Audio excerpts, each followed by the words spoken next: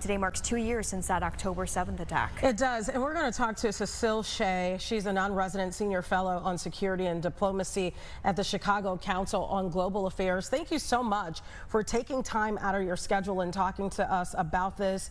We've watched this tragedy play out for a very long time. It feels like it's been so long, especially when you see all of the bloodshed. So thank you for your time. How are you this morning?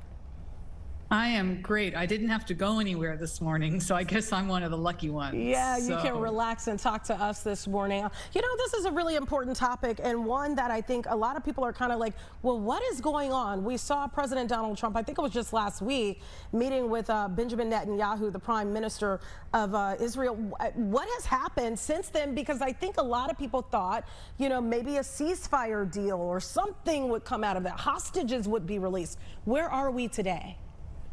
So shortly before the meeting with Prime Minister Netanyahu, the president met with his son-in-law, Jared Kushner, and with Tony Blair, who was the Prime Minister of Great Britain for 10 years during the end of the Israel-Palestine peace process and then throughout the Second Intifada there. And the two of them brought the president a plan for getting a ceasefire and more importantly, for rebuilding Gaza and moving forward. And the president seems to have adopted that plan, and he has laid down the law the last week or so after meeting with Mr. Netanyahu that Hamas and Israel must come to a ceasefire. Hamas must agree to it. And he has focused the attention particularly on Hamas by saying that if Hamas does not work with Israel to come up with a ceasefire, that he is not going to tell Netanyahu to stop attacking them. So both sides seem to really be listening to the president this time.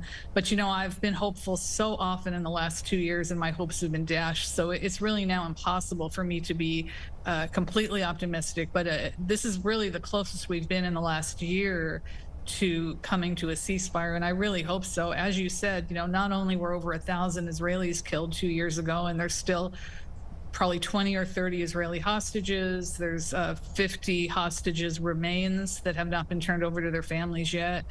But just the death and destruction on the Palestinian side is just unbelievable. You know, at least 50,000 dead, massive hunger, children not being able to go to school, homes destroyed, lack of shelter. We really need this conflict to end so that both sides can kind of rebuild their societies, and in the case of Gaza, rebuild really the entire area. You know, I think one thing that people think of, if this Trump ceasefire deal does happen, you know, how long will it take to see some real movement happen in the Middle East, some real change for them to be able to go back to normal life? Or will it take a while? Will it really make that much of a change?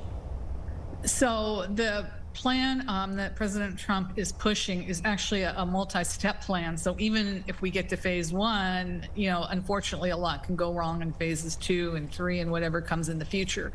But the idea is to stop the shooting, to get Israel to pull back to a border, to an area that has not yet quite been agreed to, and to get Hamas to begin to disarm, and to have some regional powers, meaning the Gulf states, the wealthy oil producers, to help to prop up a new government for the Palestinians in Gaza and probably in the West Bank.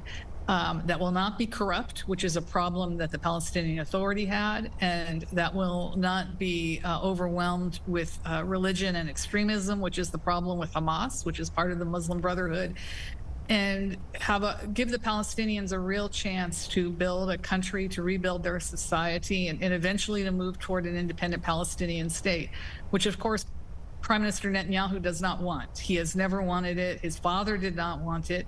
But the Israeli people really have no choice at this point. A unitary state between the two peoples is simply not going to work with all of the anger and the death and the destruction, particularly of the last 2 years.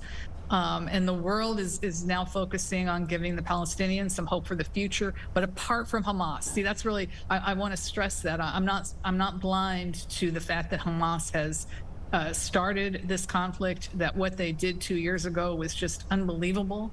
And the way that they went about it has really led to this war lasting so long, because the anger, the understandable anger on the Israeli side has let Prime Minister Netanyahu take whatever actions he wanted. But both sides now really are maybe looking at their last chance, frankly, for a genuine ceasefire without just complete destruction of Gaza at this point. So I'm a little optimistic. I'm not totally optimistic, but I'm really hoping that we're going to see a ceasefire, a pullback of Israeli forces, and an attempt to establish a better interim. It would be a temporary government for the Palestinians, backed particularly by the Gulf states, that could then put the Palestinians on a route toward rebuilding and establishing some kind of normal future for their families, which is what they deserve. I mean, they did not choose this. Some of them did. Some of them participated 2 years ago. Some of them have backed Hamas. But the overwhelming number of Palestinians in Gaza and in the West Bank are appalled by what has happened and really angry at Hamas for letting it continue this long.